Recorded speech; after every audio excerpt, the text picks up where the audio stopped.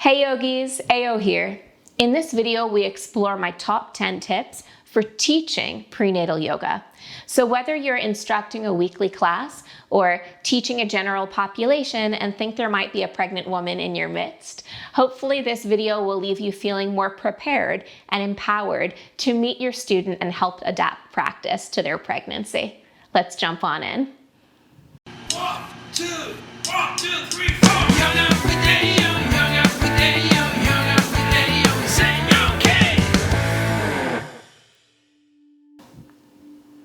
Prenatal yoga, such an important field. Maybe the idea of teaching prenatal yoga really excites you and is something that you feel super connected to, or maybe it intimidates you, but the likelihood is at some point, if you're teaching open yoga classes, you're going to have a pregnant student. And so it's important and it's helpful to know what are some things to keep in mind to make that student as comfortable as possible, or alternately, if you're teaching a designated prenatal yoga class, what are some tips to keep in mind to make it even more awesome? So the first tip that I suggest is normalize. Normalizing pregnancy. And what do I mean by that? If a student is pregnant, technically it's their responsibility to inform you that they are pregnant and what's going on with them. And it's your responsibility to kind of honor that confidentiality as any sort of health or medical professional would. But there are things you can do to kind of normalize it from the get-go. So for example, if you're teaching a general class, when you're cueing, you might say something along the lines of, and for those who are expecting or those students who are pregnant, you can take an open twist here, rotating to the left, instead of a closed twist, rotating to the right. Just by throwing in little verbiage like that, it will help students feel more included, whether they've informed you about their pregnancy or not. Now, if you're teaching a designated prenatal class, then what might normalization look like? It might look like calling out things that are uncomfortable for women to talk about. So for example, first trimester, a lot of women will experience bloating, but maybe they're uncomfortable talking about the bloating or the tummy troubles. So just naming, hey, if this is a symptom you're dealing with, then this next pose that we're going to be taking is wonderful and helpful and can be practiced at home as well. So just kind of normalizing some of the different experiences we have as pregnant women. Now, the second tip I have is personalize. What do I mean by personalize? So for me, even in my not prenatal yoga classes, I always start class with an opening circle. And students have told me over the years that that's one of the things that make my classes a bit different that they love. I take the time to kind of bring their voices, to invite their voices into the room, and I ask them to share, even just in one sentence, what's going on with them right now? Is there something achy or uncomfortable in their body? Are they seeking something more energizing or something more grounding? And that brief one sentence check-in, whether I'm teaching a class of 3 people or 10 or sometimes even 20 people, that one sentence of inviting voices into the room helps me really connect individually with each student. And also I've been teaching long enough that I can kind of on the spot as I'm cueing, offer a little something for everyone. Now, what might personalization look like in the context of a prenatal yoga class? It could definitely be that opening circle check-in of how are you feeling, what are you needing in your body? But it might also be a one-on-one conversation, especially if it's the first time a student shows up to your class. It's totally worth it to take the time and speak with them about their background, if any, in yoga, how far along they are in this pregnancy, any symptoms that they'd like kind of to share and for you to help relieve, or any contraindications or special instructions by their doctor. All of this stuff is really, really important. And of course, as is just being open with what you do know and what you don't know, and what symptoms you might be able to help, and which ones are just above your pay grade or not actually in your field. Now, the third one, The third tip is just to kind of keep the following intention in mind. You are there, just like in any yoga class, you are there to help this woman, this student, connect to herself.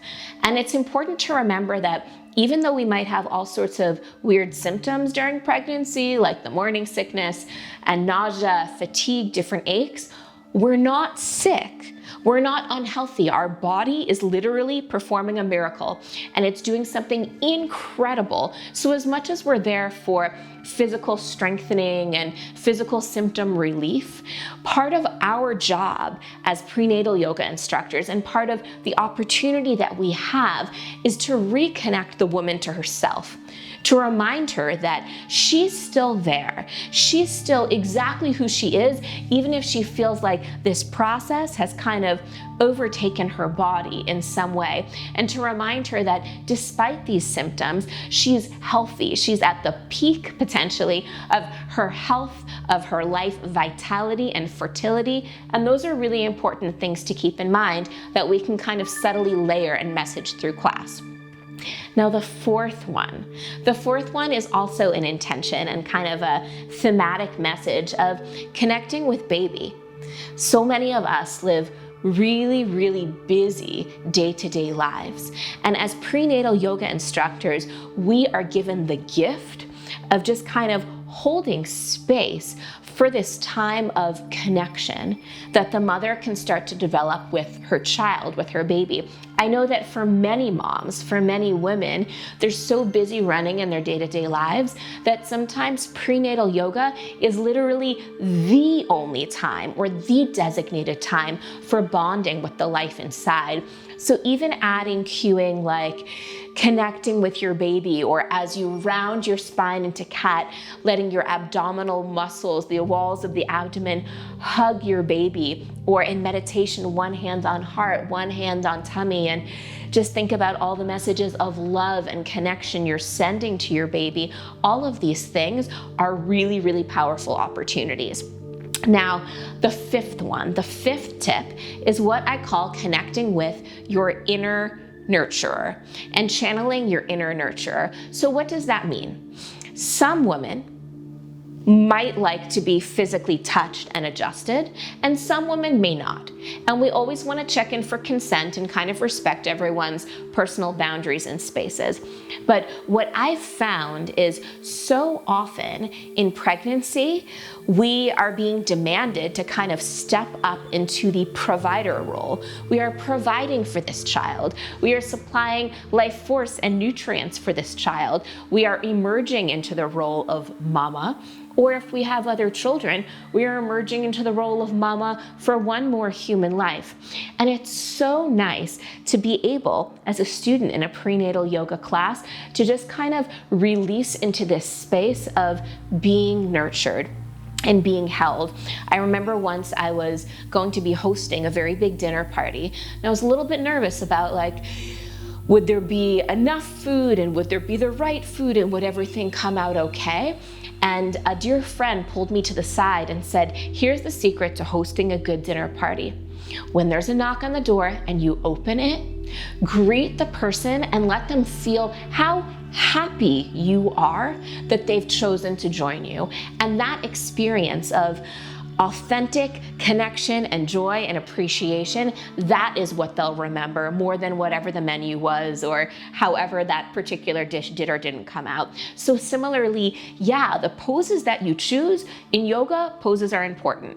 In prenatal yoga, the pose, the flow that we do, it's important. But what's more important is just as a prenatal yoga teacher, taking that time to center yourself and to fill your own cup so that you have what to give, you have what to nurture, whether it's with your words, whether it's with the tone of your voice and the quality of attention that you give to each student, or whether it's with your hands and physical touch and offering a little bit of a pampering massage in Shavasana and the rest and relaxation at the end, or covering them with a blanket. These little bits of nurturing and coddling and supporting, that is what can turn a decent prenatal yoga class into just kind of a magical sort of space.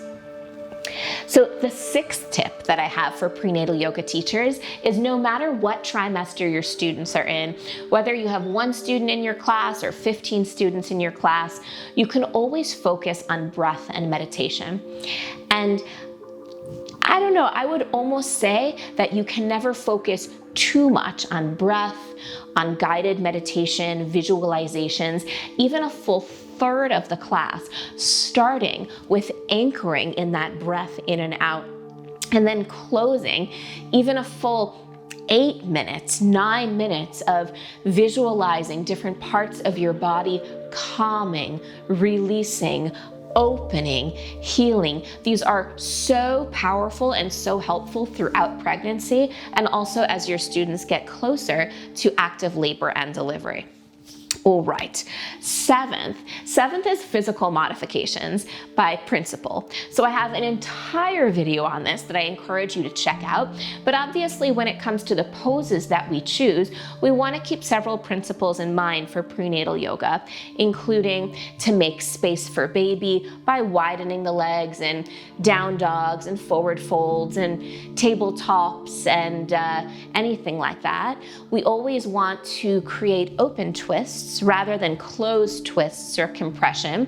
And that's whether we're, standing in a position like taking triangle instead of revolved triangle, or side angle crescent lunge instead of revolved side angle, revolved crescent lunge, anything like that. We also want to be extra supportive in balanced poses, always offering an option to stand by a wall, to stand by a chair, and of course to be mindful as pregnancy goes on to offer variations rather than laying on our tummies or laying on our backs. Again, I have a video all about modifying for prenatal yoga, principle by principle. Check it out.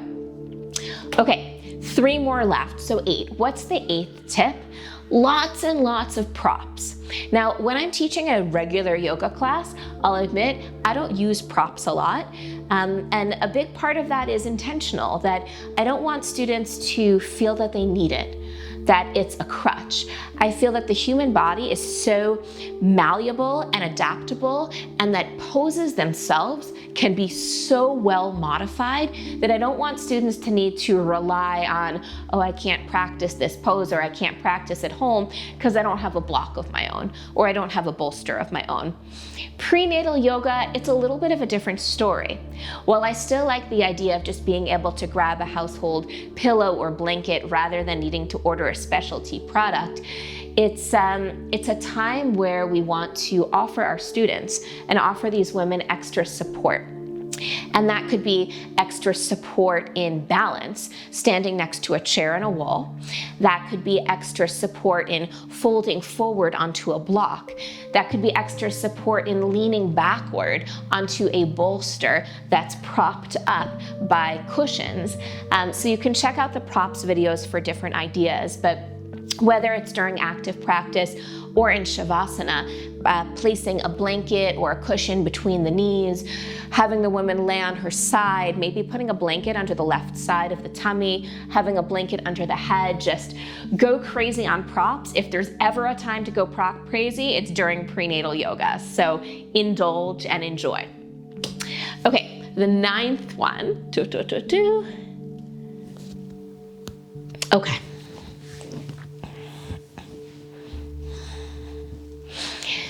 So the 9th tip is this: there are some things that will be in common through all 3 trimesters of pregnancy, all students that you have. So for example, you may want to teach a flow that has fewer poses and longer holds, that speaks more to steadiness and strength, or release and rest, rather than a more dynamic style like a vinyasa or an ashtanga, or something that involves a lot of sun salutations. That carries throughout all 3 trimesters. Something else that carries through is always cueing for symptom relief, being aware based on that opening circle of if you can cue certain poses to relieve swelling ankles, or lower back pain, or headaches or anxiety, or any of those things. However, it's important to understand that when we teach prenatal yoga, it It asks for kind of an added level of skill as yoga teachers because we're often simultaneously teaching 3 classes at once. Every human, every person is their own world, but if we're going to categorize according to trimester, a student who's in their first trimester might come in and really just be seeking grounding and reassurance of all of these changes that are happening in their body, and maybe physically and mentally they're just feeling kind of overstimulated or flustered. And what we offer that student is always centered around grounding and reassurance. A second trimester student might be feeling more energetic, more back to themselves, and might be in a place of celebration and energy and building strength. And so as we prepare our class sequences, we can start to think about how would we cue a pose, the same pose, but allow it to be modified in a way that's grounding for a first trimester student, and that's empowering and engaging for a second trimester student. And then the third trimester is generally all about preparation for delivery and breath. So I'll give an example. Let's say I was cueing a lunge. If it was a first trimester student, maybe I would have them in a low lunge. They might be dealing with morning sickness, fatigue, just like general exhaustion. And I would want them to place their hands on their front thigh, roll their shoulders back, and just focus on that sense of grounding, of arriving. For a second trimester student, I might say, okay, we're going to take a high lunge, same exact pose, but if you feel ready to channel that inner sense of power and intensify, you can tuck your back toes under and lengthen your back leg, lifting the knee off the mat, maybe extending your arms up to the sky and channeling that sense of inner power, maybe even engaging a little bit of pelvic floor lift. And if it was a third trimester student, maybe they would take the same modification as the second trimester student. Maybe they're already kind of rocking a big belly and wanting something more low and grounding, but I would anchor them into the rhythm of their own breath and maybe already have them add on a mantra that will be escorting them toward labor, preparing them for their labor. Whether it's, I am strong, my body knows what to do, my baby is here with me, whatever mantra it is, already starting to plant the seeds of combining that strength, that physical engagement of posture with what's the intention behind it. And the 10th and the final principle is rest, and that applies to everyone. In a prenatal yoga class, we generally want to leave more time than usual for rest. So standard yoga class, let's say it's a 1-hour practice, maybe we would have a 5 to 6 minute rest. Or if it's a 90-minute practice, maybe we would have a 10-minute rest. In a prenatal yoga class, you can even allocate, I would say, up to 20 minutes for resting positions. And resting could also include guided meditations and visualizations and breath work. But we really want to take the time to allow our students and allow our women to indulge. Because again, sometimes pregnancy is visible work. We see the belly expanding, but sometimes, like in first trimester, it's invisible work. But your body is still working so hard. And so as prenatal yoga instructors, I know for me, I have to resist the urge to always fill the class with stuff, because my thought process is, I'm like, well, I have more to give, or if students are here, I don't want to just sit and do nothing, even if I'm going around and doing adjustments. But holding space is not doing nothing. Giving your students permission to fully relax and release is not doing nothing. And inviting them into a space and teaching them how to release in their own body and teaching them that it's okay to rest, that's like the farthest from nothing imaginable. So those were my top 10 tips. Please let me know what other ideas you have in the comments. I'm open for any questions, and happy teaching, guys. Enjoy. Thanks so much.